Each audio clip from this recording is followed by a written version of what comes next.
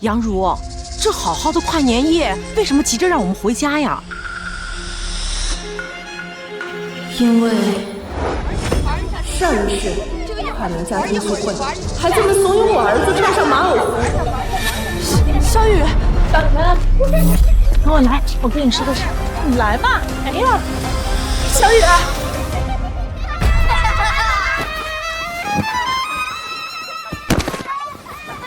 他们骑在他身上，连打带踢，最后被活活闷死。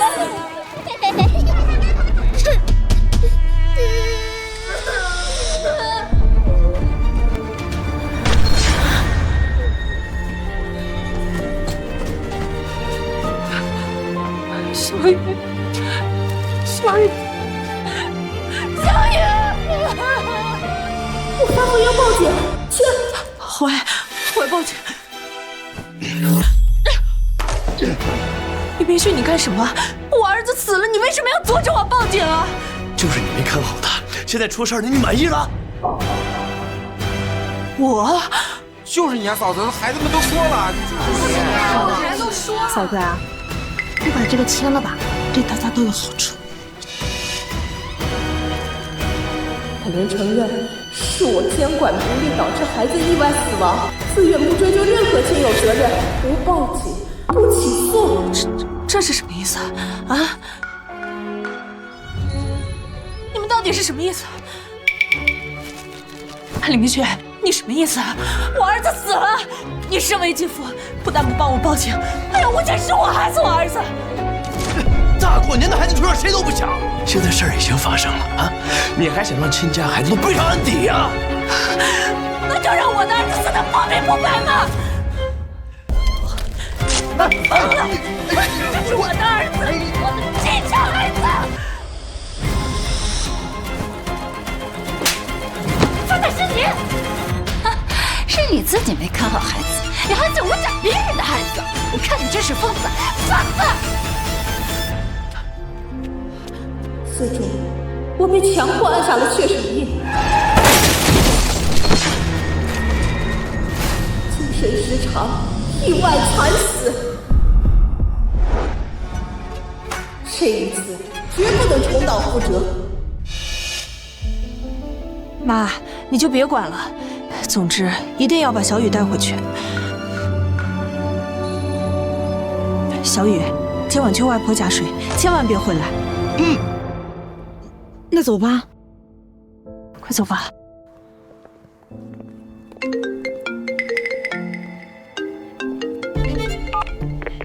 喂，人都到了，你人呢？我马上回来。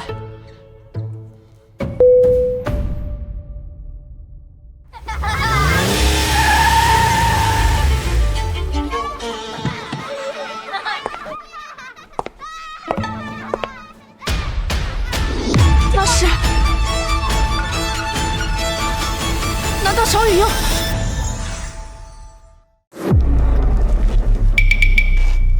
不可能，我才刚刚把小雨送回去。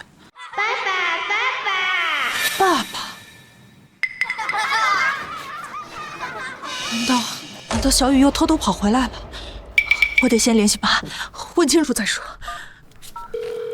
喂，妈，客人们都到了，你在这发什么呆呢？厨房炖的汤，过去看了没？去看看去。那里面是不是小雨？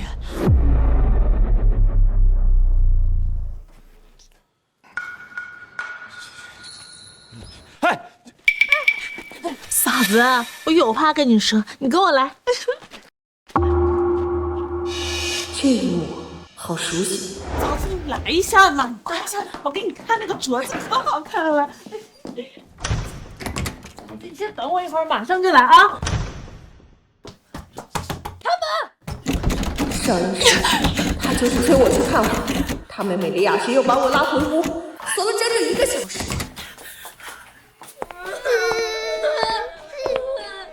等我出来时，小雨已经……不行。阿如啊，你这是怎么了？雅诗找你说话呢，你怎么这个态度？就是，这一大家子难得聚聚，这当嫂子的眼里容不下小姑子啊。哎呀，是呀，这外头多冷呀，咱们屋里聊啊，屋里不行，走吧，我得先看一下。阿如，哎呀，外面这么冷的，你都不心疼我这把老骨头吗？走，屋里说，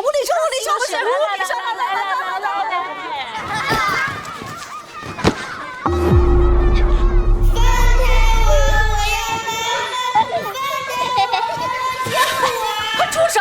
你们快停下，这样会弄伤他的。小孩子们还没事玩着呢啊。小孩子打闹有什么可大惊小怪的呀？谁说不是呢？这大过年的尽扫兴，让小雨跟亲戚朋友都玩一玩嘛，才能更好的融入我们大家庭呀。你们说是不是啊？可他不是。哎呀，可是什么呀？儿孙自有儿孙福，那不是你要管他一辈子呀？就是呀，阿如，哎呀，你就歇会儿吧，我们进去说，快走，你别说。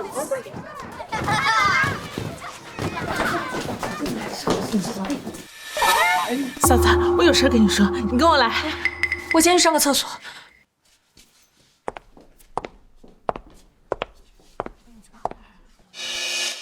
他们的反应和前世一模一样，可小雨明明被我送走了，这到底怎么回事？不行，我要问问。阿如，你怎么了？怎么哭了？是不是小雨她？啊！我这不是包饺子切洋葱给辣的吗？你刚说什么？小雨怎么了？妈妈，我和外婆到家了。外婆说晚上给我包饺子，你什么时候回来呀？吓死我了！还好不是小雨。可是这样一来，这一世屋里的孩子到底是谁？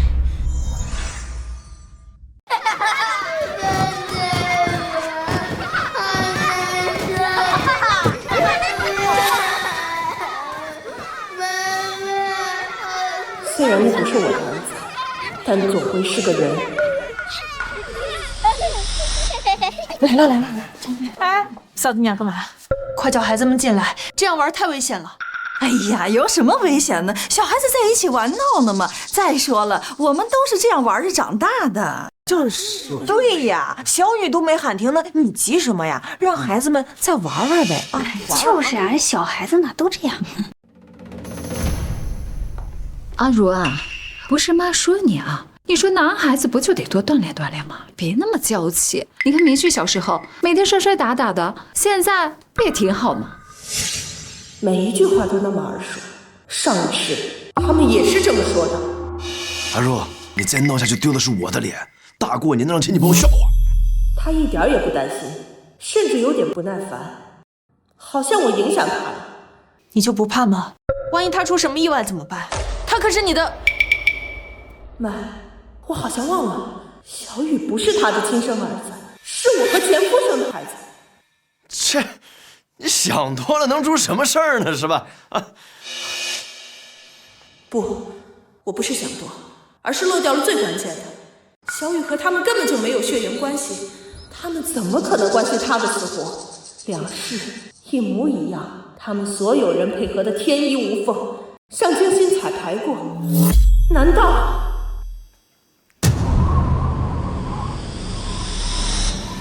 下雪了，快叫孩子们进来。我去。你在这里行。没事的孩子，你撑住。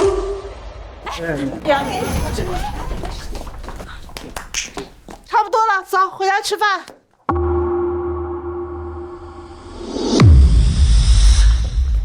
这怎么回事啊？怎么不动了？该不会是死了吧？闭嘴！雅诗是护士，你去看看。哦，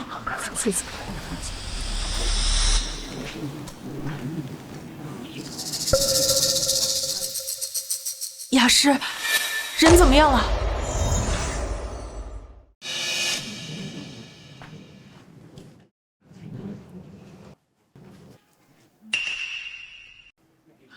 没有脉搏了，这十有八九。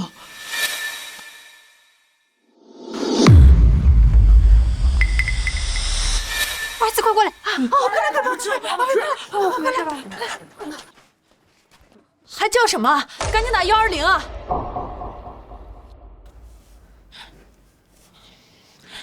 你们都不打，我打。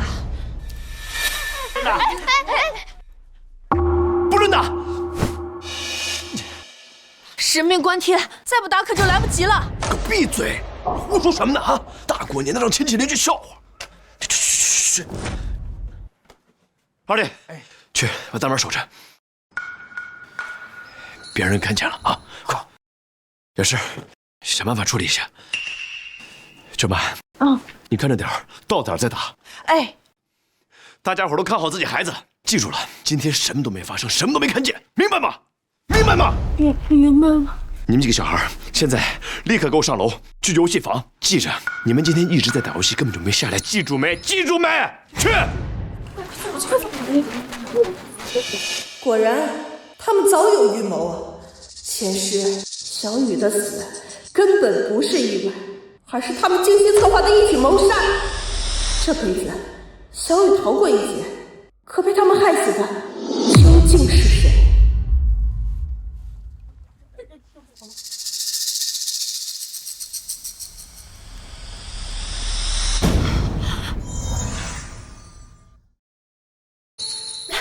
李明旭，你干什么？你疯了！杨茹，你现在知道急了啊？你早干嘛去了？不好好看孩子，我告诉你，现在出这事儿都赖你。给你说了多少遍，这今天人多，好好让你看着孩子，别让孩子乱跑。现在怎么着？出事了，你满意了？我就说这个玩偶服多闷呀，不安全，不安全。可你这个当妈的就当耳旁风了。嫂子早就跟你说了危险，你非要说喜庆闹着玩，你这下好了。就是，让那小孩穿这么大一个玩偶服，这不都怪你吗？是啊，太过分了！我明明提醒了所有人，可他们还是说着同样的话，摆明了是有剧本啊！是你们颠倒黑白，是你们害死他的！你胡说什么呢？你一个当妈的，你自己连孩子都没有看好，我们大家说说你几句，怎么了？对呀，就是的。这还要把脏水往我们身上泼？说白了，这孩子也是你一个人的，我们可没责任帮你看。你们胡说！我刚刚明明提醒过你们，是你们非要……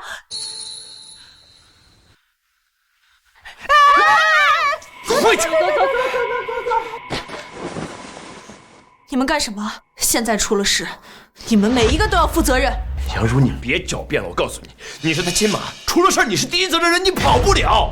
于明雪，你给我让开！你们到底要干什么？嫂子啊，你把这个签了吧。本人承认是我监管不力导致孩子意外死亡，自愿不追究任何亲友责任，不报警，不起诉。杨茹，你就认了吧啊！家暴不入刑法，你总不能让孩子们背上案底吧？哼，还是这出老把戏，想逼我背锅，做梦！李明旭，你明知道那个孩子不是我害死的，人都死了，你还要拉一家人下水吗？就是啊，你这太过分了！杨茹，孩子已经没了，你就别再让那些孩子背上心理阴影了。那些孩子还小，怎么可能让你就这样毁掉？都是一家人，闹上法庭谁也不好看。孩子在天之灵，也不希望看见一家人反目成仇吧？签了吧，你别犹豫了。你签不签？我不签。行，你不签，那你就是害死自己孩子的凶手。在这儿每个人都能作证，是你给孩子穿上玩偶服，是你害死的。对，就是你穿的。是啊。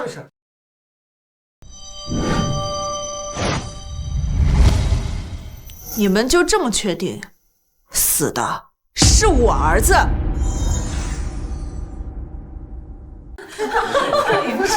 这不是小雨，还会是谁？玩偶服不就是你带来的吗？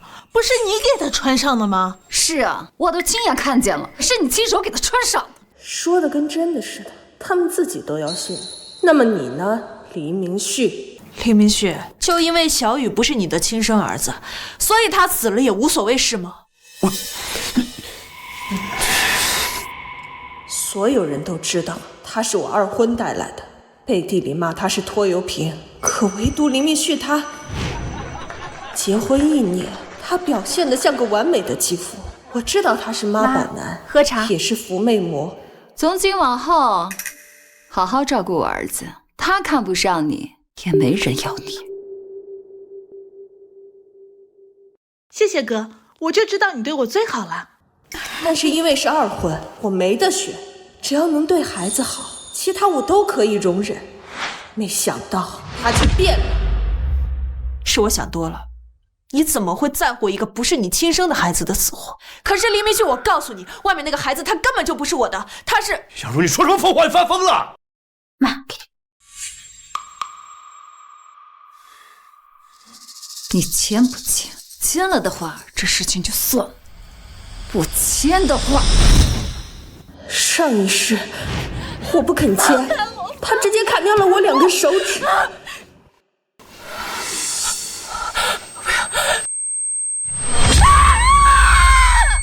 后来他们对上说是我精神失常和儿子争执后自残的。同志，他有病，神经病。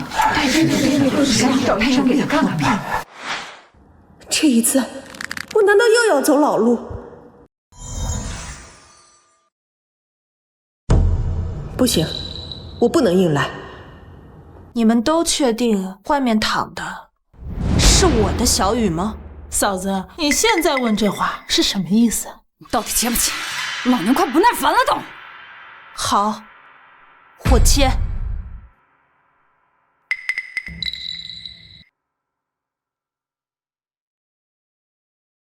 这才对嘛，哪有当儿媳妇的不听婆婆话？嫂子，我就知道你最通情达理了，别啰嗦了，赶快签。阿如，这个家你付出太多了，我会记住的。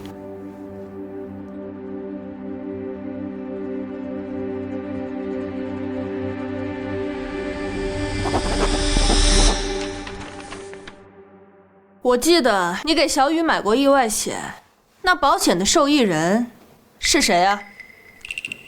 这大过年了，你问这个干什么？就是跟这有什么关系啊？当然有关系了。你们都说出事的是小雨，那他的保险生效，受益人是不是我呀？那当然是写的是谁就是谁喽。那到底写的是谁呢？小雨是我的儿子，我一个人亲生的，他的保险受益人必须是我。你们都想让我背锅顶罪，那这个赔偿金得先给我呀。行了，先不说这事儿了，收拾一下，先把孩子处理一下。处理？这口气像是在说处理一条死鱼。那我先去看一下。哎，你别看了，看了也难受，让诗雅处理吧，她有经验。有经验？黎明旭，你说话真恶心。那总得先报警吧，孩子死了，我们得先报警啊。阿若，你刚不都答应签字了吗？啊，大家伙都想息事宁人，你这报警不又把事闹大了？我就是要闹大。对了，保险单我刚看了，受益人是你。什么？前世没有这出的？果然让我误打误撞，把狐狸尾巴给揪出来了。我说你怎么那么好心，非要给小雨买那么贵的保险？原来在这儿等着我呢。难道你出钱只写我一个人的名字啊？我是继父，保险公司不让。怪不得你会有这么好心。我是他亲妈，当然是我了。这回出事了，等保险金下来，大概有个180万，你做个保证，完了全部转给雅诗。什么？我儿子的赔偿金给你妹妹？雅诗最近刚好看上一套学区房，那就差这么点首付，那都是一家人，互相帮衬应该的。反正这钱你拿着也难受，就给雅诗了，当给孩子积福了，对不对？阿如啊，这孩子没了，妈知道你心里难过，可我们还年轻啊，你不行和明旭再生一个，我们还是一家人。对。嫂子，我知道现在说这话不合时宜，但是孩子上学那才是大事啊！我保证这个钱我一定还你，我给你打欠条。难怪他们要谋害小雨，原来是为了保险金。行啊，但是我有一个条件。什么条件？你快说。我要跟我妈视频通话，事关重大，我得先跟娘家商量一下，顺便让你们看看我儿子活得好好的。哼，是。不行的话就算了，反正我孩子都已经死了，我总得先拿到点钱吧。那不行，你刚刚都答应了，你现在不能反悔啊。那你打吧，小心说话。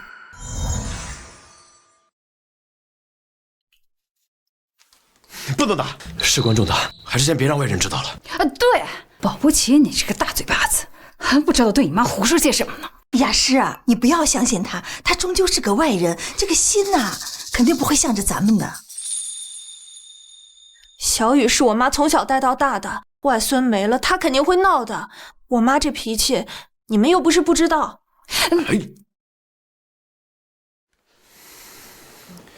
行，那你跟你妈好好说，别让她太激动了。行。小茹，怎么了？今天一直给我打电话。妈，没什么，我就是想问一下，小雨她还好吗？哪壶不该提哪壶你！我就知道你这个贱人不会乖乖听话，赶紧收拾他，别跟他客气。你们着什么急呢？我电话都还没打完。有什么好打的？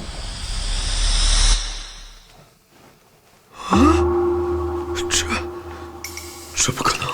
怎么，看到了吗？没看到的话，再好好看看。看到了就把手机还给我，免得露馅儿。他到底说什么了？你到底看到了什么？哥，手机里什么情况？妈妈，你什么时候回来呀？小雨都等你好久了。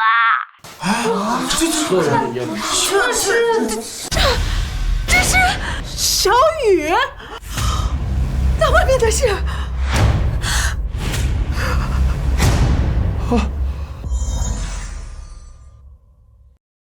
妈，你到底什么时候回来啊？怎么会这样？小雨没死，他根本就没回来，他在你妈家。那外面是谁啊？别慌，今天来参加聚会的有几个孩子？我们重新数一遍。我们家一个，我家儿子一个，还有姑娘，我们家儿子2个，我家女儿一个。除了那些孩子，还有没有其他孩子呀？我刚才疏散孩子的时候已经看过了呀，不多不少，正好6个呀。所有孩子都在这儿，也就是说，混进来了个新孩子。怎么回事？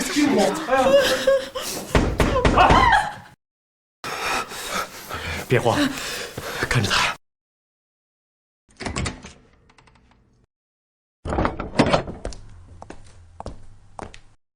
柯倩倩，怎么是你？难道磊磊呢？李明旭，他来找你好久了，还没玩够啊？我来接他回家。你说什么？蕾蕾来找我了？不可能！不可能！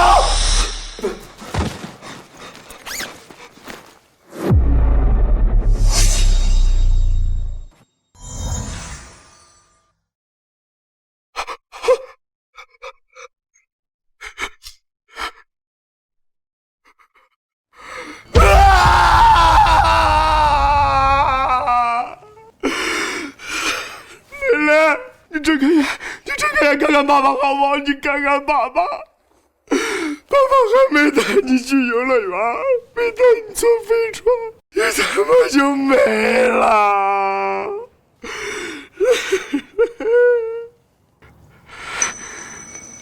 怎么会这样？不对，死的怎么会是你呢？不应该是杨蓉带来那个野种吗？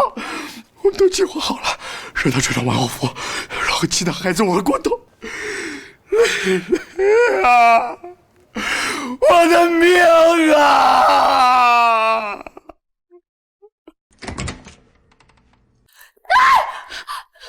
我的乖孙，我的乖孙，我的心肝宝贝儿，蕾蕾，你怎么？还是老天不长眼呐！该死的一个是那个拖油瓶，一个是他心外中的贱种，这到底发生了什么事情？不是说好了小雨穿着的吗？让其他孩子都玩的吗？那怎么是我的外孙躺在这里啊？是谁？到底是谁？是谁？到底是谁干的？他们当然不知道，就连我自己也没想到，他前妻生的儿子，他的亲生儿子会混进来。这里面不应该是小雨吗？这下完了，害错人了！这家人到底搞什么鬼？真的要害出人命吗？果然，我猜的10有8九没有错，前世就是他们所有人一起合谋害了我儿子。只是今生阴差阳错，蕾蕾穿上了那套索命的玩偶服。哼，真是报应。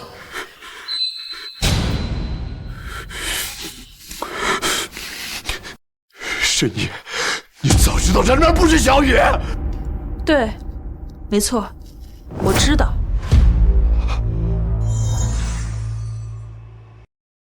你怎么不早说？你看着他死，你看着他死啊！我阻止了，你难道忘了？第一次，小姑子拉我进屋，我挣脱了。我想出来看马玩偶，却被舅妈拦住。嫂子，我有话跟你说，你跟我来。不行，我得先看一下。阿如，哎呀，外面这么冷的，你都不心疼我这把老骨头吗？走，屋里说。来。第二次，我大喊这里面会闷死人，却被你警告别丢你的脸。快住手！你们快停下，这样会弄伤他的。这大过年的尽扫兴，让小雨跟亲戚朋友都玩一玩嘛，才能更好的融入我们大家庭呀。你们说是不是啊？阿若，你再闹下去丢的是我的脸，大过年的让亲戚邻居笑。第三次，我想冲出来阻止孩子们，却被婆婆和妯娌们恨住冷静。快叫孩子们进来，这样玩太危险了。哎呀，有什么危险呢？小孩子在一起玩闹呢嘛。对呀，让孩子们再玩玩呗。啊，就是啊，小孩子哪都这样。每一次我都阻止了，可却都被他们拦住。我能有什么办法？我怎么知道这里面是你的亲生儿子？可是这不管是谁的儿子，我都不想让他去白白送死。可是你们亲手掐断了他活着的机会。倒是你，李明旭，你以为这里面是我的儿子就可以接受，是吗？现在发现这里面是你自己的儿子就不行了。李明旭，你儿子的命跟我儿子的命就不一样，是吗？当然不一样，我儿子的命跟你儿子命怎么能一样？杨如，我只是劝你，你就该伺候我全家，我凭什么替别人养儿子？总算把真心话说出来了。从始至终，他都觉得二婚是在帮别人养儿子。1年，整整1年，你就觉得替我养儿子亏了，甚至不惜策划一场谋杀，用我儿子的命去换你妹妹学区房的首付。杨如，你他妈跟离过婚的女人，我娶你养你都够了，我凭什么替你养儿子？哪有这么好的事天底下啊？我看你就是自己傻，你以为别人跟你一样傻呀？李明旭，我可算是看清你了，你就是个混蛋！杨如，你害死我儿子还敢打我？行，你是不是忘了谁才是你男人？我今天就替我儿子，我好好教训你。李明旭，你王八蛋！李明旭，是你害死他，是你害死的蕾蕾。李明旭，你把儿子还给我，你把蕾蕾还给我，你这个畜生！是他，当初离婚，你抢房子抢财产，现在连亲儿子的命都算计进去了，你们一家子都不是好东西。我好不容易才摆脱了你妈和你妹那2个吸血鬼，我怎么就傻钱都能遇上你？我的蕾蕾啊，她被你们害死了，她可是你亲儿子呀，你的血被狗吃了吧？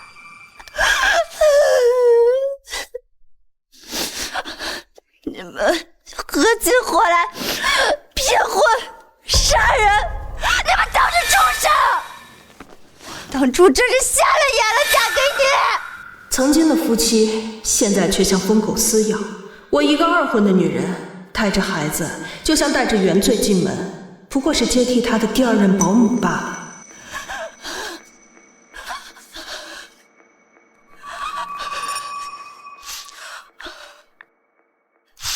我要报警！我要报警，把你们都抓起来！报警！你疯了！过来！放开！手机给我！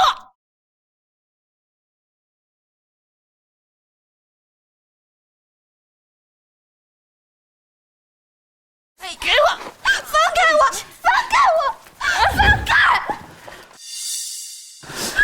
儿子死了，是你们害死的，我要报警，让你们给我儿子偿命！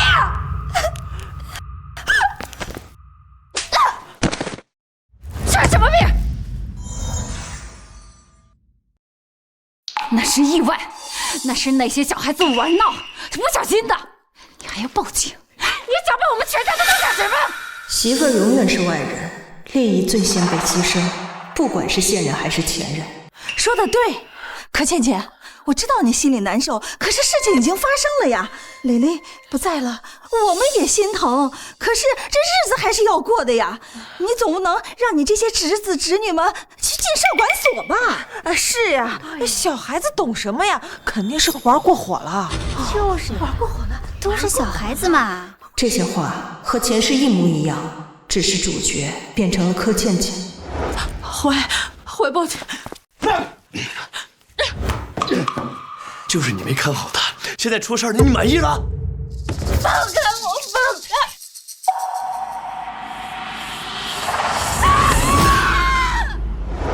前世就是这样，只不过主角换成了柯倩倩。我的儿子还躺在这里，他死了，你们说什么？玩大了！你们都是人吗？没有一个母亲面对孩子的死亡还会任由道德绑架，那是母亲最原始、最不容侵犯的底线。够了，柯倩倩，不要给脸不要脸！我告诉你，今天这个事情必须按意外处理。把谅解书给他，签了。签吗？又是这招，柯倩倩她会签吗？谅解书。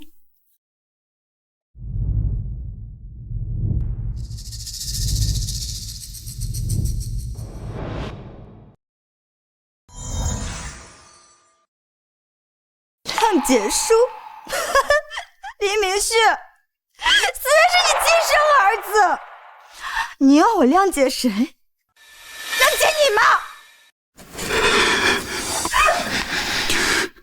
倩倩，倩倩，签了吧，孩子已经没了，你再闹再报警，蕾蕾都回不来了。但那些孩子还小，他们的人生才刚开始，不能再回了。好耳熟的话，上一世他也是这么劝我。他们的人生才刚开始，可我们的儿子人生却已经结束了。都是孩子，生而为人，凭什么？我不！你过来！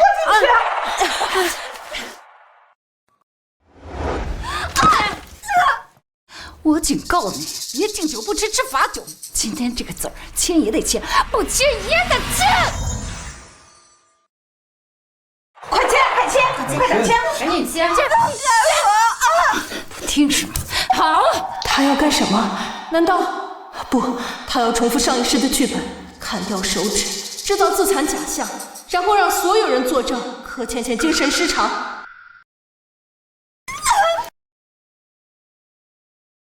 慢着，妈，要不你在这劝劝他吧。明旭，蕾蕾已经死了，难道你要把其他孩子的前世给毁了吗？这个就是唯一的办法。行，按你说的办。李明旭，你个没种的孬货、废物，糊涂还不识字呢！你连畜生都不如，你们全家都不得好死！我做鬼也不会放过你们！你贱人啊！一个孩子你都看不好，你还有脸喊？放开我！这个字儿，你签也得签，不签也得签。你们害死了我的孩子，还想让我签这份谅解书？你们全家都是畜生！这一签可就坐实了，真凶将逍遥法外。如果下一次他们故技重施，我的小雨还能逃得过去吗？不行，我不能让他们得逞。签，签。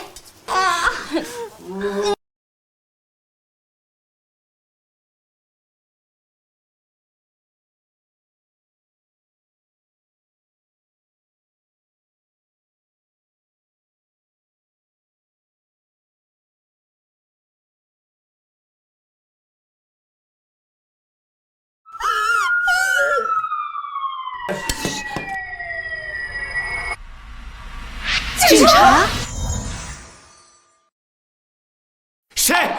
谁报的警？不是我呀，没有。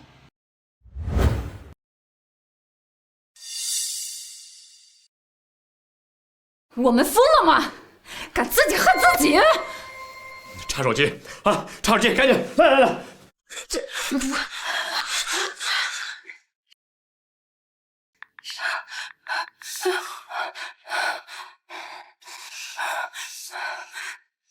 奇怪，都没有啊？难道把手机交出来！凭什么？你这是侵犯个人隐私！少废话，上！肯定是他，这个贱人一定逼着坏。来，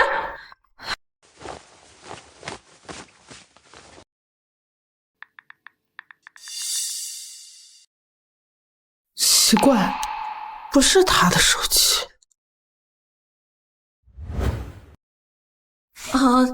说不定搞错了，警察说不定是去别家呢。对，大过年的，说不定是邻居在吵架，或者查酒驾路过。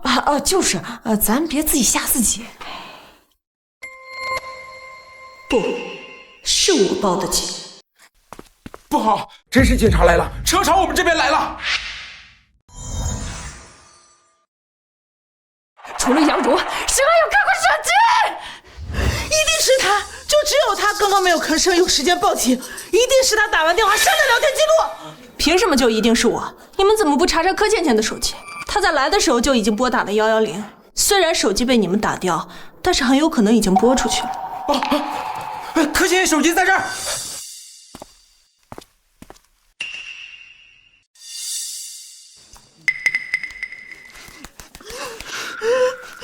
这个手机已经报废了，怎么可能打出去电话？是你，一定是你害我们，就是你报的警。杨如，你报警啊！你害死我儿子还不够，让我大家都送进去吗？他好像忘了，刚才我们已经撕破脸了，他都不在乎我儿子，我管他全家。杨如，你到底想干什么？你刚刚不都已经谅解我们了吗？死的又不是你的孩子，你现在报警是什么意思啊？别吵了，这警察马上就要来了，快想想办法呀！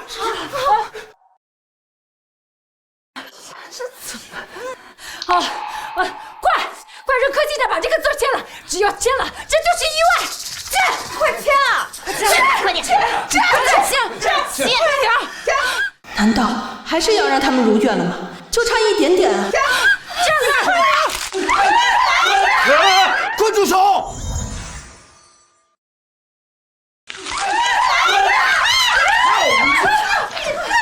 你们小心点注意！我还好。哎呀，完了，全完了！你个贱人！我儿子死了，你们有种杀了我呀！我儿子死了，你们都别想好过！我要让你们都给我儿子陪葬！疯了！你这个人一定是疯了！我看你！妈，哥，你们别慌，柯倩倩的谅解书没有签成，我们还有杨如的。这份谅解书可是他白纸黑字签的清清楚楚，他自己认的。你们都看见了吧？这谅解书可是他自己签的。警察来了，我们就如实说，是他没看好孩子，蕾蕾就是他害死的。对，这个女人一直对前夫的孩子怀恨在心，哎呀，好狠毒的后妈呀！杨如，你自己做了错事，你可不能连累我们都当垫背的呀！你们觉得警察会信吗？还是说你们把办案的都当成是傻子？你们算计了半天，威逼利诱、扣屎盆子、互相打掩护，为的都是你们自己的利益，怕担责任，怕影响孩子，怕拿不到钱。但是你们有没有问过一个真正失去孩子的母亲，她的心里是怎么想的？她愿不愿意跟你们一起同流合污，把杀害自己孩子的真凶说成是意外？他愿不愿意亲眼看着自己的儿子枉死，却让凶手逍遥法外？他是受害者，不是你们的同谋。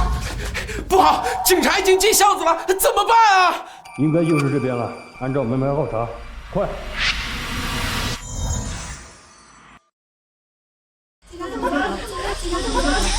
都别慌，听我的。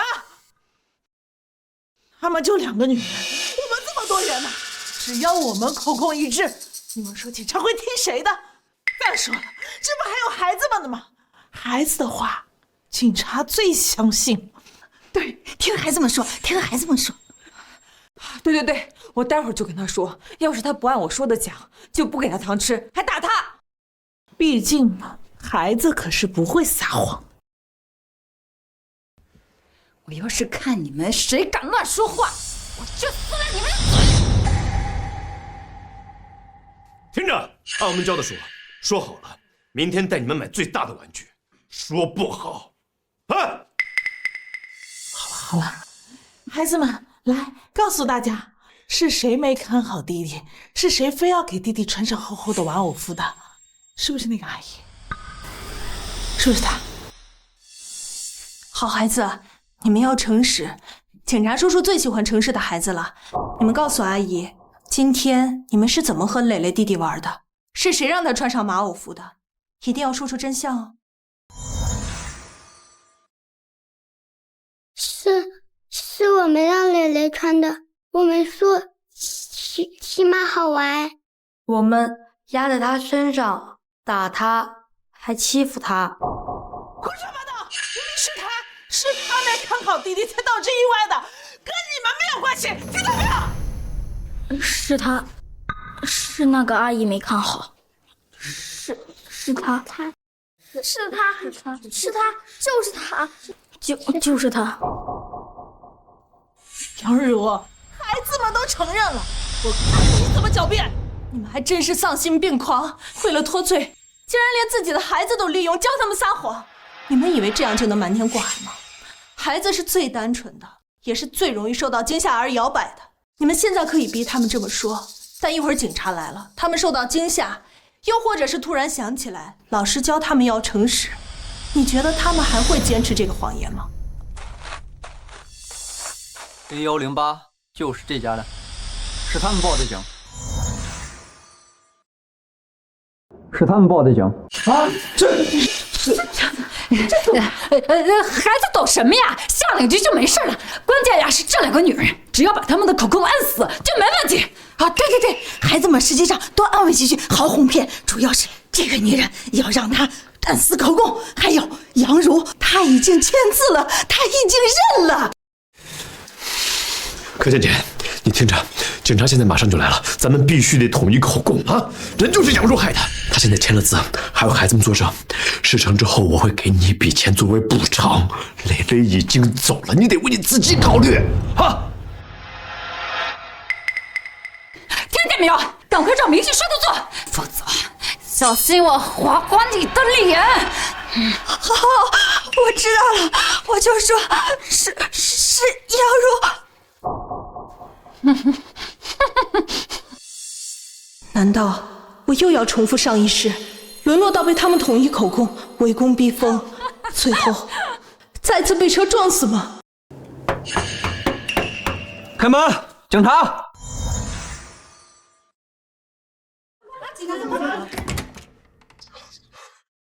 啊，同志，你给我儿子做主啊！就是他，是我老婆啊！她没把孩子看好，让这么小个孩子穿着玩偶服在雪地里边，活把孩子给闷死了。演技真好，我可怜的孙子呀！这就是这个狠心的女人害的。快送孩子去医院，快！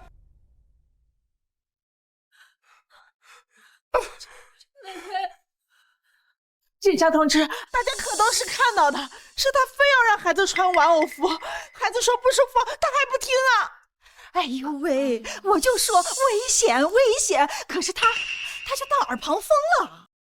阿如，你也太粗心了，嫂子她可能是不知道会有这么严重啊。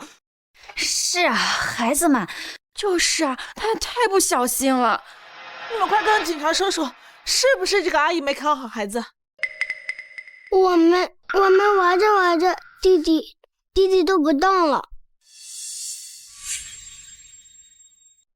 阿姨她，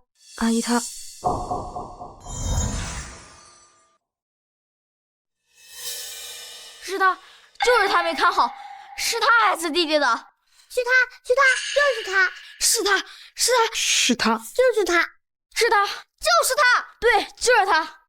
这位女士，请你解释一下。警察同志，在你下判断之前，是不是应该先听一下孩子母亲的说法？现在警察同志来了，你不用害怕受到威胁，尽管将真相说出来。别忘了，你也是孩子的母亲。你的儿子到底是怎么死的？难道你真的愿意因为受到威胁而包庇真凶，让你的儿子白白枉死吗？柯姐姐，你想好，钱还有以后。你敢乱说，你就试试。倩倩姐，蕾蕾虽然走了，但你可是有娘家，以后还要过日子的，可别犯傻样啊！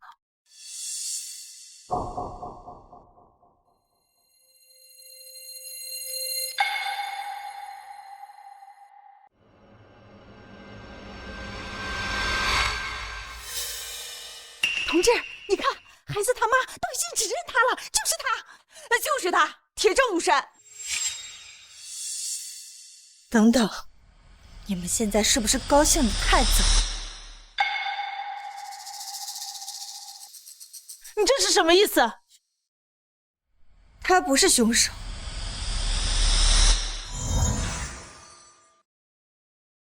真正的凶手是他。杀害我孩子的凶手就是他，我的前夫林明旭。柯小姐，你胡说八道什么呢？啊，那个同志，他现在这个精神不正常，他是受刺激了的，别信他啊！对，他受打击了，这些都是他幻想出来的。同志，这个女人离婚了以后，一直对我们家明旭怀恨在心，她这就是大惊过火。对呀，她肯定是觉得孩子死了太难过了，才会产生幻觉了。是啊，我们大家可都看到了，怎么可能有假呢？对呀，是嫂子她刚才都签字了，她是啊，都签字了，对，是啊，签字了，都签字认罪，那是因为当时如果我不签字，我的手指可能就保不住了，就像你们刚才拿刀逼柯倩倩签字一样。别以为你们人多口杂，就能把黑的说成是白的。警察同志，你看看这个，这是他自己写的，白纸黑字，这还能有假？没错，警察同志，他自己承认监管不力，导致孩子死亡，现在反咬一口。杨女士，这份签字文件你怎么解释？我有证据。你那有什么证据？那纯胡搅蛮缠。该不会是为了拖延时间伪造了什么假证据吧？我看啊，他就是想毁灭真正的证据，还有或者是想逃跑。警察同志，你别听他胡扯，他就是凶手，把他抓起来。你们先别急着盖棺定论，我的证据就是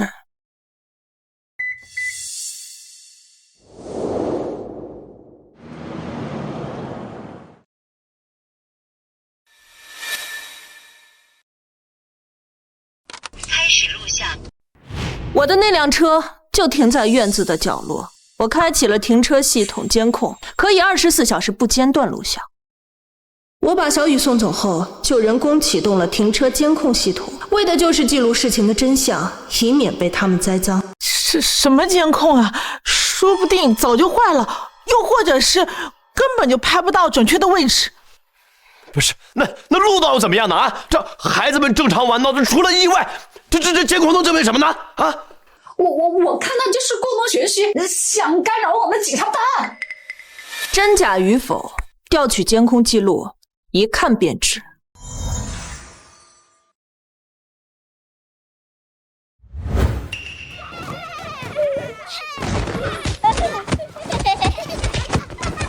走。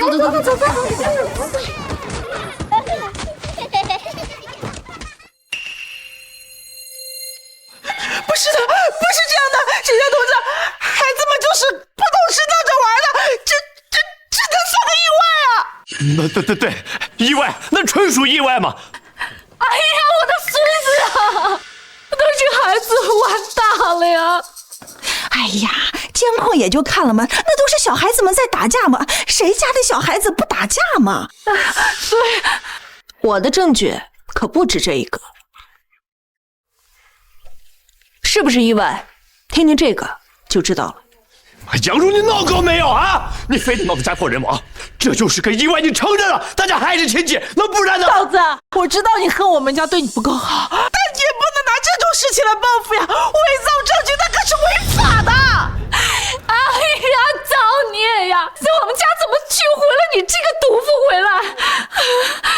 你们还真是不到黄河心不死呀！不接受真正的法律制裁，你们永远都不知道自己的罪孽有多么的深重。永远对别的生命没有半分敬畏。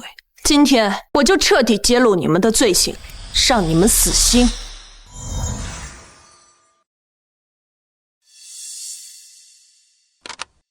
你再闹，丢的是我的脸。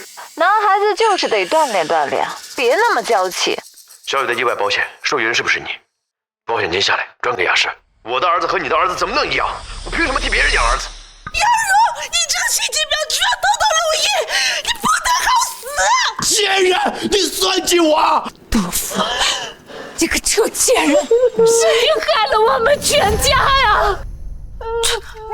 这怎么会呢？这，不是，同志，妈，怎么回事？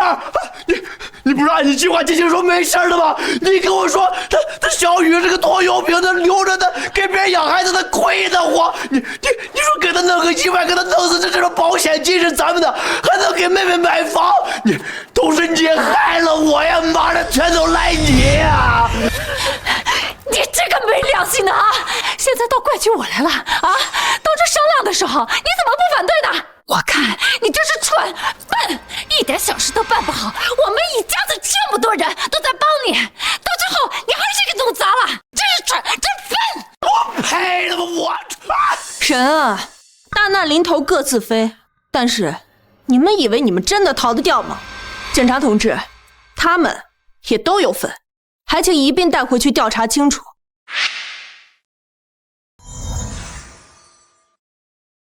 这跟我们没有关系啊！跟我们没关系，这是他们说的。是他们说让帮忙阻拦杨如的，具体什么事情我们一点不清楚呀！不关我们的事，我们什么都不知道，什么都不知道。没事，什么都不知道。侦查同志，你可不能冤枉我们呀！我们都是被这个贱人害的。你们都跟我走一趟，跟我回去接受调查。走。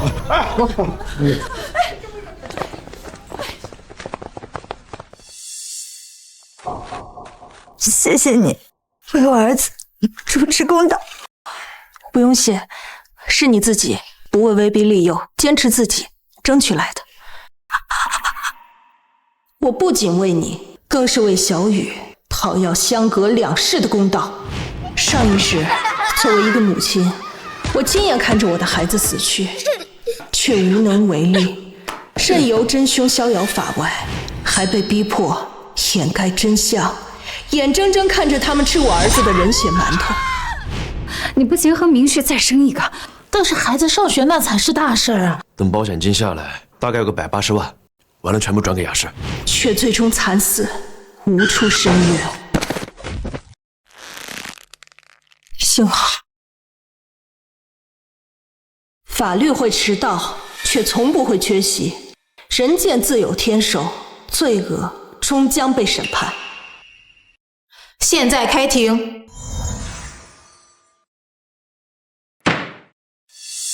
被告人林明旭，你对被指控的故意杀人罪、保险诈骗罪、教唆作伪证罪是否存有疑义？如果没有，即为当庭认罪。有，我不认，都是诬陷啊！那蕾蕾是我亲儿子，我疼他都来不及，我怎么可能害他呢？事发当天，孩子们那玩弄下手，没轻没重的，出那么大的事，那在场所有大人全都懵了。那我作为孩子爸爸，我差点没哭晕过去啊！还有那个杨如，他所谓的什么证据，全是他在混乱情绪下的片面之词，根本就不能当做真相。我完全同意，我的当事人面对突如其来的悲剧，因为法律意识的淡薄，加上其家庭成员错误观念的影响，所以才会在慌乱与悲痛之中说了一些不妥当的话。但这绝对不等同于谋杀和诈骗，而且现在的线索严重断裂，无法证明我的当事人是主观恶意，因此指控不能成立。是啊，邻居都知道李明旭这人老实，孝顺妈，顾妹妹，疼孩子。如果不是意外，怎么会害亲生儿子？不错，就是一场意外，本来在家协商就好，非得闹到法庭上，难不成另有原因？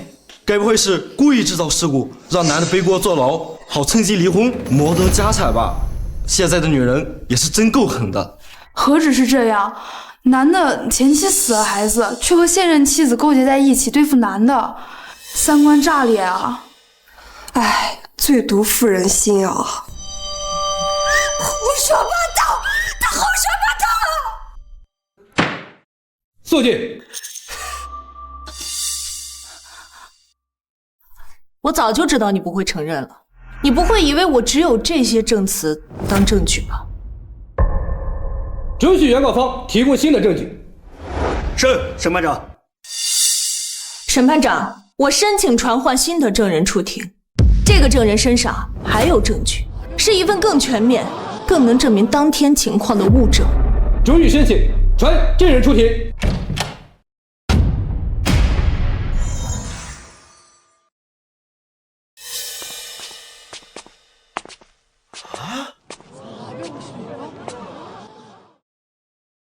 证人，请陈述你的身份以及与本案的关系。我叫王建国，是黎明旭家的邻居，我亲眼目睹了小孩遇害的全过程。审判长，我方对该证人证言的真实性以及关联性提出合理的怀疑。据我们了解，该证人与我的当事人存在长期的邻里矛盾，其证言很可能是基于个人恩怨，缺乏客观公正性啊。对，法官大人，这家伙跟我妈本来就矛盾，他天天敲我妈纸壳子啊，还嫌我家小孩多，天天吵着他，天天吵架。我告诉你们，这个人嘴里面就没一句实话，而且他天天去嫖娼，这种人的话他能信？怎么可能？绝对是假的啊！法官大人，明察呀！黎明旭，你睁眼说瞎话！我反对，辩护人和被告人的质疑与证人能否提供客观物证的能力无关，他们是在转移焦点，对证人进行与本案无关的人格攻击。请法庭要求被告方就证人和即将出示的证据本身进行质证。反对有效，请被告人及辩护人注意质证方式。证人王建国，你能否保证你的陈述和即将提交的证据的真实性？如果作伪证，是需要承担法律责任的。我能保证。法官，本来我不想多事的，但杨如女士说这个案子关系到一个孩子的公道，我犹豫了好几天，觉得这个东西该拿出来了。我平常也没什么爱好，就好捣鼓旧家电。我们家住在3楼，阳台斜对角，刚好能够看到他们家。过年的时候，孩子放鞭炮，我怕崩坏我的腊肉，就时不时在阳台录像，结果不经意间录下了这段视频。假的，法官大人，肯定是伪证啊！可以进行技术检验，如果检验无误的话，我申请当庭播放。好，可以。哎，开始播放证据。嘿嘿，我要给爸爸一个惊喜。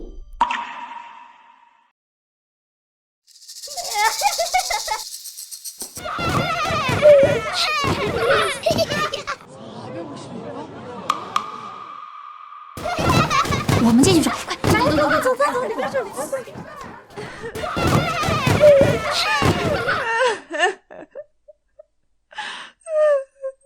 孩子们，走，回去吃饭。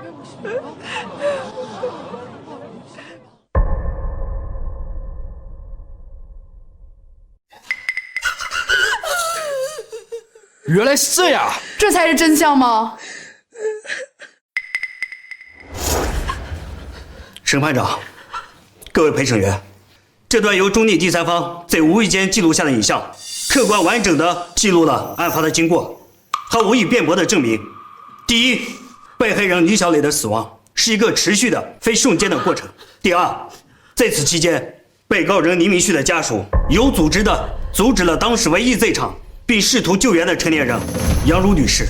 第三，结合此前被告人关于保险金的言论及其亲属事后统一口径做伪证的行为，本案的性质已经非常明确，这绝不是意外，而是因目标错误导致的一场有预谋的故意杀人。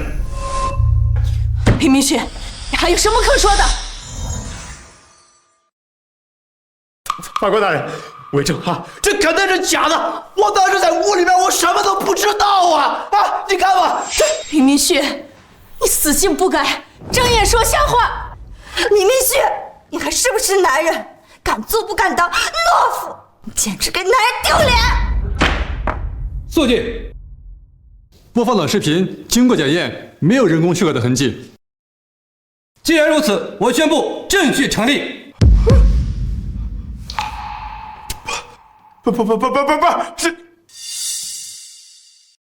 我对不起你，我错了啊！这视频是真的，孩子们那天确实玩闹出了意外，我当时在屋里边跟亲戚们说话，我根本不知道外面事情这么严重的，是不是？我不知道杨茹要出去救人，我更不知道我妈，不知道我妈跟我妹还要阻拦他。我他妈要是知道，我第一个冲出去的磊磊是我亲儿子呀！我怎么可能的？杨茹，阿茹，你看咱俩结婚这么多年份了，你看见我起码我真心对过你的份上，你给我条生路，你原谅我一次，行不行？就原谅我一次。我当时我不该，我失了神吗？我当时我失了神，我听他们搁那胡说八道的，我他妈活该，我王八蛋，我该死啊！杨茹，你给我次机会行不行？求你给我次机会呀！被告人，请控制情绪。审判长，虽然我的当事人对其部分行为有所辩解，但其悔恨之情是真实的。如果能够得到家属，尤其是杨茹女士作为配偶的谅解，这就表明他们的家庭关系尚有缓和的余地呀。这对被告人日后的改造以及家庭关系的稳定都有积极的意义呀。我恳请法庭在公正裁判的同时，能够对其情况给予充分考虑。根据法律规定，被害人家属的谅解是合议庭量刑时的重要情节。被害人李小磊的母亲柯倩倩女士以及黎明旭法律上的妻子杨茹女士，你们是否愿意对被告人黎明旭表示谅解？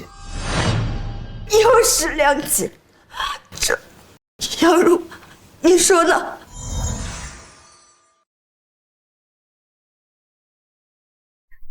审判长，我不谅解。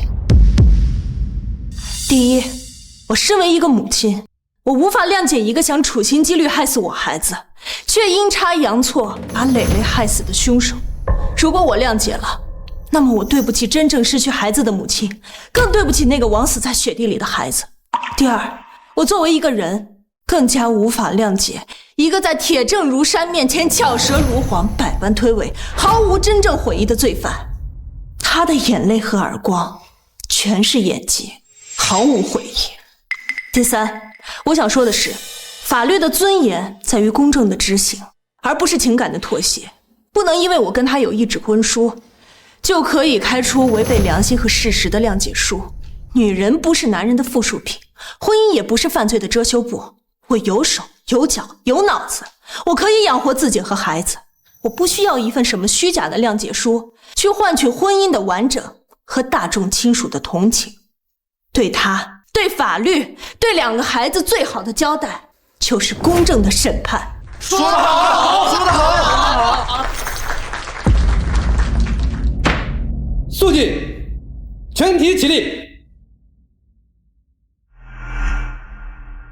现宣判如下：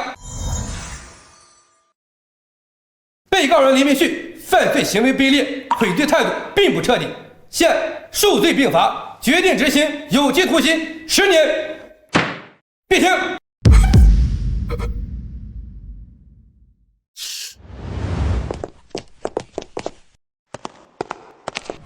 个扫把星，狠人精，竟然把我儿子害进了监狱！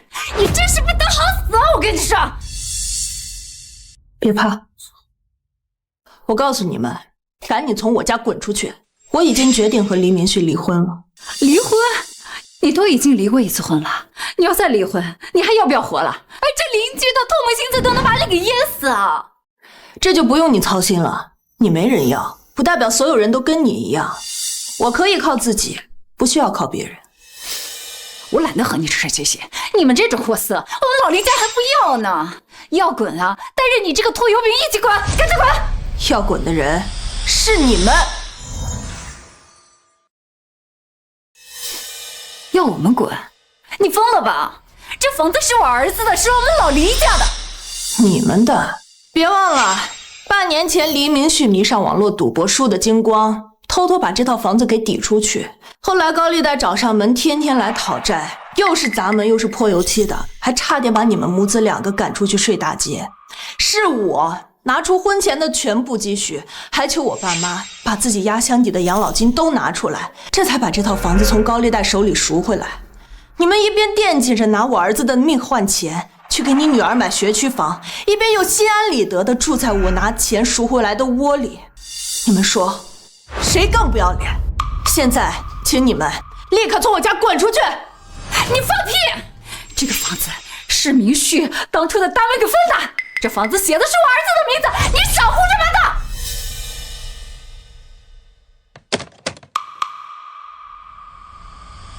看清楚了，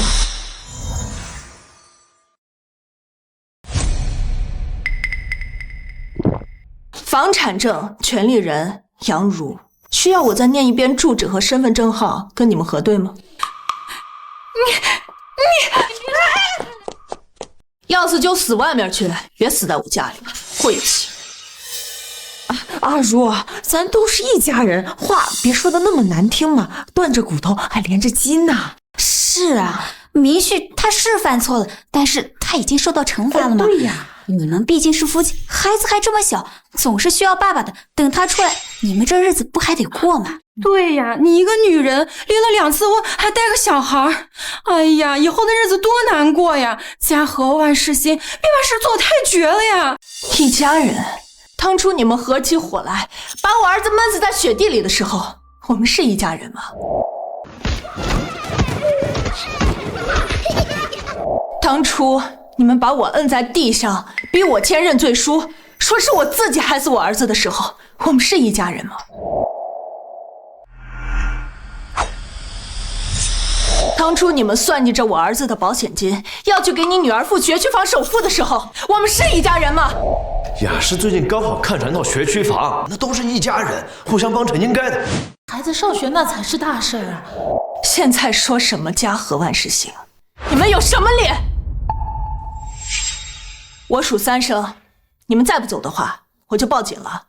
你们现在的行为可是私闯民宅，同时还是那起案件的潜在共犯。要不要进去陪林明旭，你们自己说了算。3、2，你别走！杨如，你这个贱人，你是不是还翻了天了你？我就是翻了铁了，你早就已经不是我婆婆了，少拿你那个婆婆的劲儿在这给我装逼。从前你怎么恶心我、折磨我，我不是怕你，而是看在你儿子的份上忍你。可没想到你教出一个杀人犯。既然你这么喜欢你儿子，那就去监狱里陪他，把他天天拴在你裤腰带上。我早就受够你了，你这个死变态，把自己的儿媳妇当情敌，在外面怂得跟狗一样，在家里就耀武扬威的窝里横。你现在在我眼里什么都不是。你个有爹生没营养的东西！我妈可没有教我犯罪，不像你拉着全家去坐大牢。你以为你一把年纪就了不起啊？你这个年纪啊，要是起诉你也进得去，牢里面多的是比你还横的老太婆，整不死你。妈妈，好臭啊！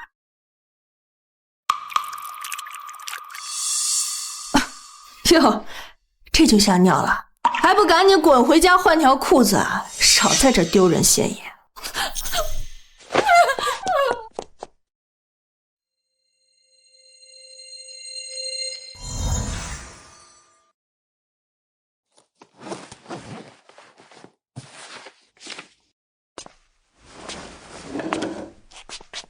妈妈，我们真的不要爸爸了吗？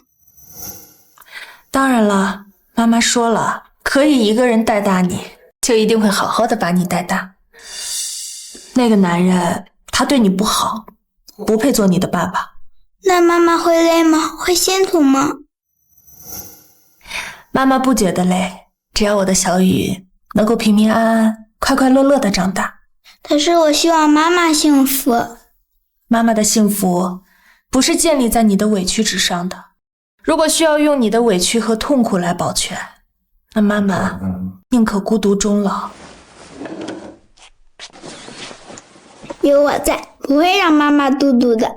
我要永远陪着妈妈，长大孝敬妈妈，保护妈妈。好，妈妈等着。有小雨在，妈妈什么苦都不怕，什么都能过得去。有小雨在，妈妈什么苦都不怕，什么都能过得去。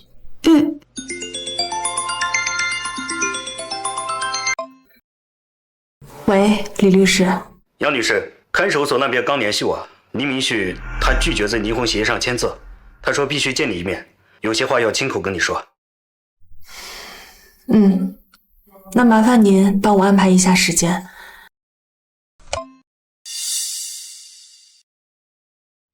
该面对的总要面对。听说你想见我。小茹，你为什么要跟我离婚呢？我已经受到了法律的制裁，也得到了应有的惩罚，没必要离婚吧？你儿子的死，我相信你已经尝到是什么滋味了。如果当初是我要杀害你的儿子，你还会跟我走一辈子吗？这不一样啊！我们毕竟有过感情，不是吗？我真心爱过你啊！下雨我给你送伞，你胃疼我彻夜陪着你，你一句想吃蛋糕，我跑遍全城我给你买，这些你都忘了吗？以后这个家你说了算。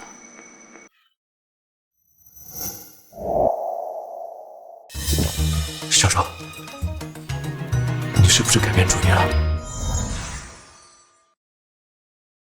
李明旭，当初你跟我结婚的时候，你说过会护着我一辈子，结果我得到了什么？你妈的刁难，你妹妹的算计，亲戚们的白眼，你还说过对2个孩子会一视同仁，把小雨当成是自己的亲生儿子，结果呢？我对小雨也不差呀，我也没饿着她呀，是不是？你是没饿着他，那是因为我也挣着钱呢。你儿子暑假去三亚参加夏令营18000，小雨想报一个书法班500块钱，你就跟他说学这个有什么用，浪费钱。这谁在钱上不稍微算计点呢？那我对我亲生儿子稍微偏心点，这也没问题嘛。你是没有错，但仅仅是因为钱的问题吗？你儿子家长会，你穿的西装革履，人模狗样的。小雨求你签个字，你却皱着眉头跟他说让他找他妈，你还跟他说条条大路通罗马，让他10几岁就去技校，早点赚钱回报父母。你怎么知道的？这小雨背着我告我黑状呢？这你以为小孩都是傻子吗？受了欺负就只会憋着。哎呀，不是，小雨她就是太敏感了啊！重组家庭的孩子都是这样，这很正常的嘛。你给我闭嘴！你没有资格说我儿子，他可比你像个人。行，我闭嘴，我不说了。但是，阿如，离婚这个事儿，你真的不能太冲动了。很多事情我都是睁一只眼闭一只眼。但是黎明旭，咱们2个都是2婚的人，我已经是死过一次的人了。我这次嫁给你是抱着重活一次的念头，但是你不但没有给我新的生活，你反而差点把我们2个送进地狱。不是，阿如，我该死，我王八蛋！我这次真知道错了啊！你再给我一次机会，我已经遭到报应了，是不是？你再给我一次机会，不可能了！我用真心捂了你1年，没有捂热，还差点被你烧得连骨头都不剩。不是，这次不一样，这次是真的，这次我发誓，我一定悔改啊！行不行？就这一次。你别再做梦了，我跟你已经没有可能了，小雨也不可能再叫你一声爸爸。既然你那么听你妈的话，那么心疼你的妹妹，那你就在这个大牢里好好做你妈的好儿子，做你妹的好哥哥。我的路我自己走，不送。你再给我一次机会，就这一次，我认真服刑。我出去之后，我好好补偿你，不，我加倍补偿你跟小雨，行不行？你别离婚，就这一次机会，最后一次了。哎，燕如，你真的有绝情啊你！我告诉你，我跟你这辈子都不可能了。我就算是死，也要跟你离婚。好，燕如，你清高，你厉害，我倒要看看你跟你儿子离了，我能混成什么样。我黎明旭就算坐个牢，我是个男人，我有的是力气，我出去我饿不死。你呢？你离了2次婚，还带个拖油瓶，你能干什么？我告诉你，你最好的结果不过就是去站街卖肉，养你那个杂种。我呸！你还是好好操心你自己能不能走出这个大牢吧。老娘的死活用不着你操心。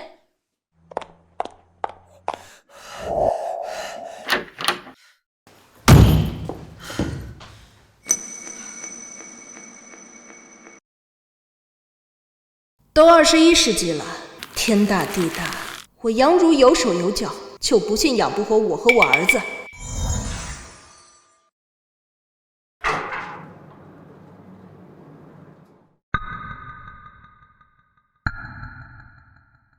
儿子，你终于出来了，瘦了。妈，杨如现在干嘛呢？呸！那个贱人卖个臭蛋糕，还以为自己山鸡变洋鸡了呢。久等了，没事，他们家的蛋糕可好吃了。请问你想要什么口味的？我想要一个蓝莓的和一个芒果的。妈，好香啊！我来帮忙打包吧。小雨真乖。我以为多厉害呢，当个收银员能挣这个钱，丢人现眼的。儿子啊，你别怕，我跟你说啊，我让你表舅在郊区物流给你找了个物流管理员的活，还包吃包住。他呀，不就是个打工的吗？我还托你刘婶给你找了个媳妇儿，虽然也是个寡妇，也带着孩子，但是啊，人算本分，我们稳稳当当的，那绝对比他混得好。哎呀，吴姐是吧？我叫黎明旭，我妈跟我说过了，您叫我明旭就行了。我听说了，你坐过牢，死了一个儿子，但是以后我儿子就是你儿子。你能帮我养就行了，我不介意。臭八婆，没问题，我最喜欢小孩了，我肯定当亲儿子呀。那以后家务也全部归你。现在是新时代了，都是男人干家务啊。杨如以前从来不叫我干家务活。我呢，可是独立女性，能自己工作养活自己。以后呢，你的工资卡全部上交，收入就归我，我值得过最好的生活。至于你老娘啊，以后都是2个家庭的人了，没事就少联系。等她死了，咱们给她办个好点的葬礼啊。没事儿，没事儿。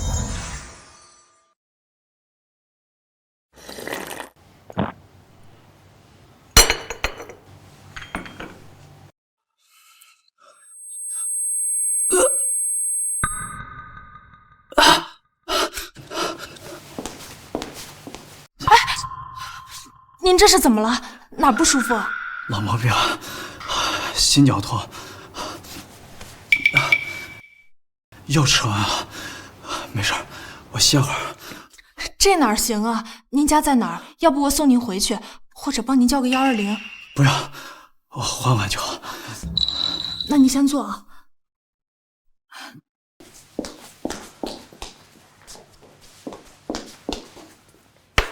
您先服一粒这个，我帮您联系家人。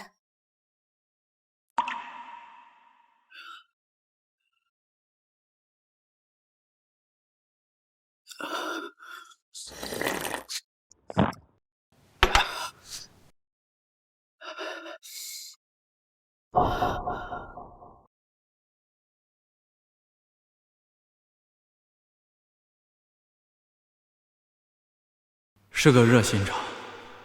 沈先生，您回来了，我这就去给您煮一杯参茶。不用了。吴姐，你今天这是去哪儿了？我相亲去了。相亲？也是时候该成个家了。我这样的条件，满大街随便找。吴姐，你去相亲的话，问你个事儿啊，像你这个年纪的女人，一般喜欢收到什么样的礼物啊？沈先生，您这问我可算是问对人了。我们这个年纪啊，就喜欢实在的，黄金呀，金手镯、金戒指、金项链，带出去啊多有面子。他应该不是那样的人。那就送高档护肤品，什么神仙水、辣妹之类的。女人嘛，哪有不爱美的？哦，这样啊。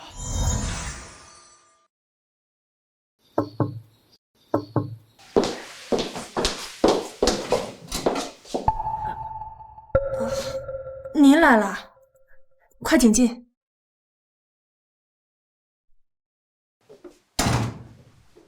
先坐吧。好。家里有点乱，您别介意啊。坐吧。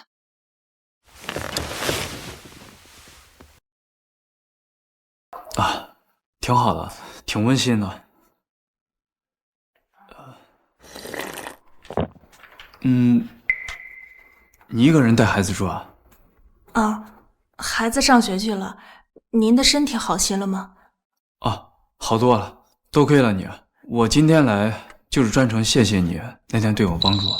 嗨，举手之劳，你别太客气了。冒昧问句，孩子他爸离了，已经好多年了。那也没想过再找一个，互相有个照应。没想，之前他们都说女人一个人带不大孩子，我偏要试试。这么多年不都过去了吗？那你呢？我也一个人，在大老板家当厨子。厨子好呀，有门手艺，走到哪儿都饿不着。好啥好，每次去相亲，别人都嫌我穷。这个年纪还图那些虚的干什么？人好才是最重要的。我那个前夫倒是有房有工作的，人模狗样，心肠却是黑的。你真的这么觉得？过日子图个心安嘛。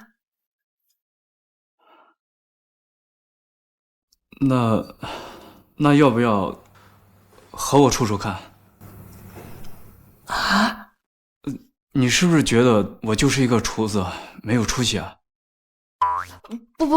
不是，我自己都好不到哪儿去，我都离了2次婚了，哪还敢奢望啊？外面那些人的唾沫星子都能把我淹死。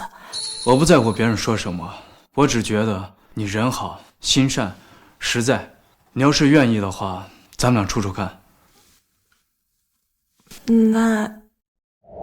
那就试试看吧。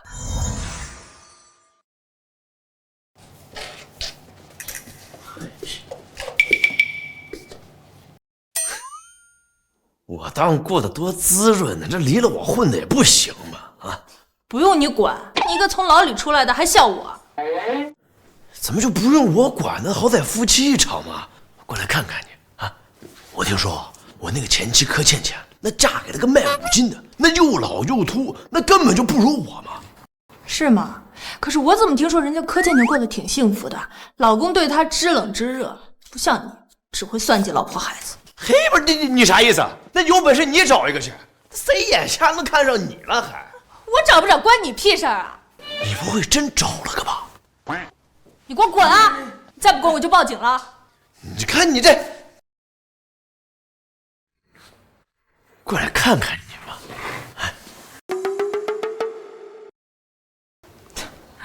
当年我说想要这个，你说浪费钱，现在舍得买了。拿着你的东西赶紧滚！这么多年了，真小气，物价都上涨了，还只舍得买这个。不是，这赶紧滚啊！小人别后悔呀！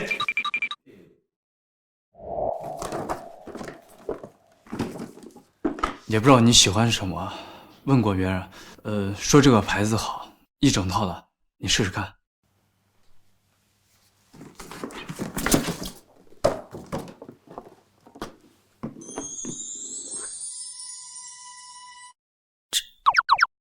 这也太破费了吧！不破费，适合最重要。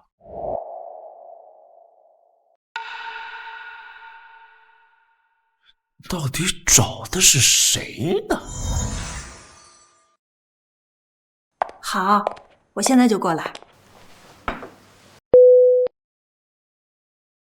看来这化妆品效果是不错，更加能衬托出你的好皮肤和好身材，跟个小仙女啊！哪有啊，都什么年纪了还仙女呢？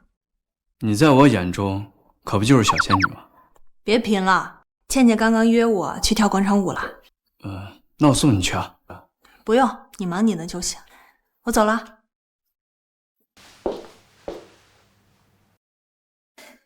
哎，我听说那个厨子老沈最近常来找你，怎么样？定下来没？没那么快，就先处着呗，顺其自然。要我说呀，那人看着也挺老实的。你就别拖了，咱都这么大年龄了，遇到个知冷知热的人不容易，总比那些狼心狗肺的人强吧。你说的也是。求婚用的东西准备好了吗？沈董，按您吩咐，都准备好了。只是您突然过去求婚，会不会有点太突然，让杨女士觉得突兀？我们这个年纪的人啊，遇到了情投意合的，看对眼了，就要早点行动。没有多少时间可以浪费了。明白了，我这就安排司机。去吧。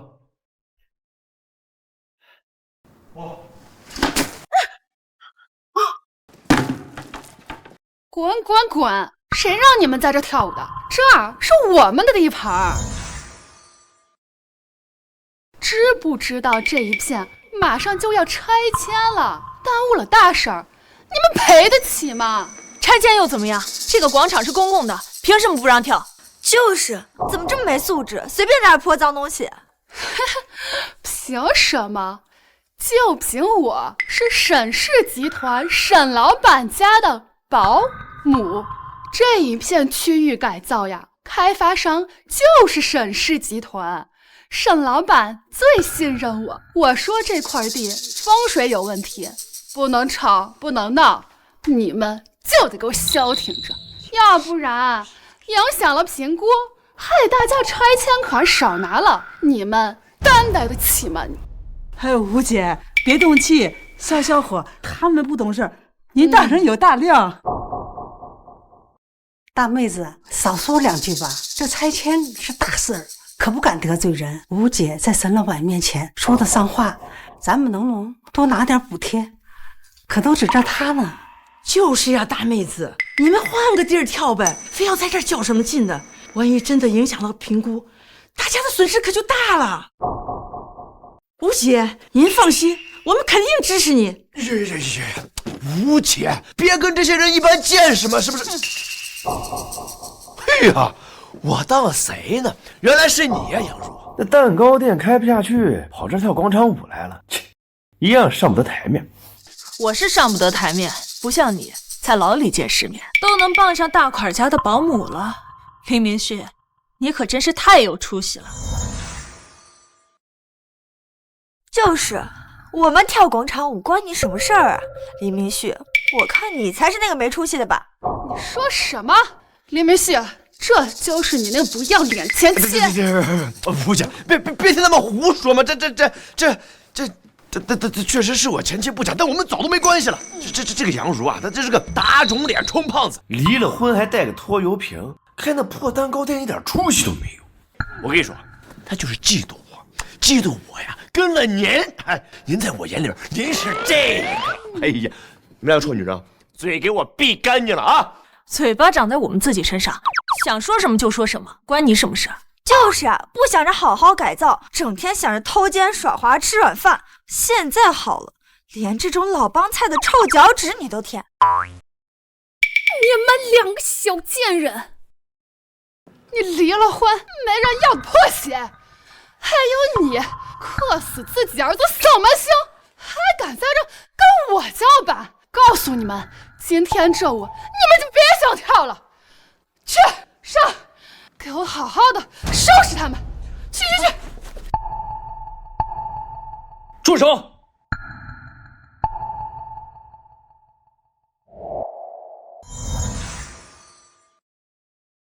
这人是谁呀？他牌长这么大！哎，这可是沈氏集团的董事长沈伯谦，全市首富，身家100亿，政商2界，谁敢不给面子？他家老太太的饮食起居，还有小姐的日常出行，姑爷的应酬接待，哪样不是我吴翠花打理的妥妥帖帖？这老太太一天见不到我呀，就吃不下饭。这小姐出差没我收拾行李都不放心。姑爷的贵客来了，不是我泡的茶都不喝。这会儿这大忙人亲自来了，一定是有什么要紧事，非得我吴翠花出马不可。沈先生，您怎么来了？是不是有什么事情呀？你找人吩咐一下就好了，哪用得着亲自跑一趟？我跟您说，这儿有几个不长眼的。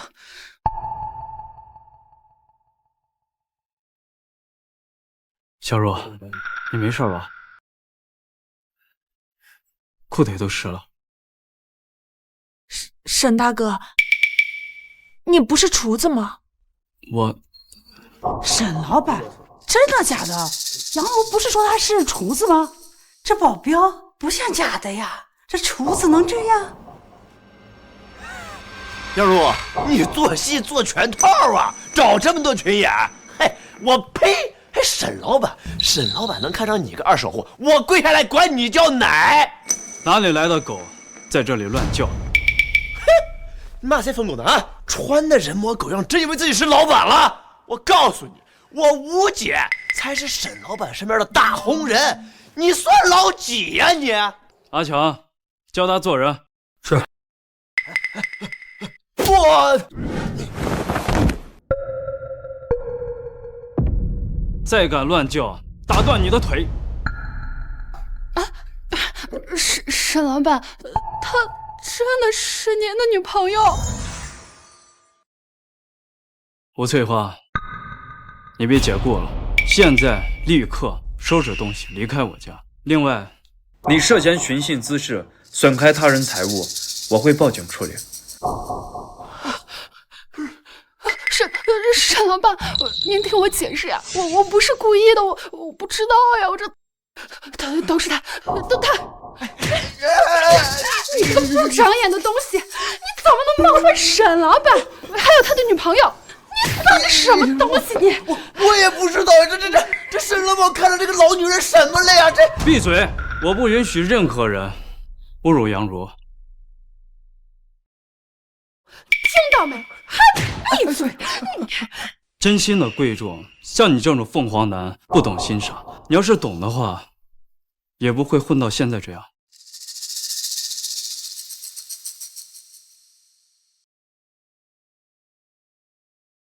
小茹，对不起，之前没有跟你说实话，我不是厨子，我就是他们所说的沈老板。但是我对你的心是真的。今天的这场闹剧，让我更加明白，我想要保护你，我想要堂堂正正的站在你的身边。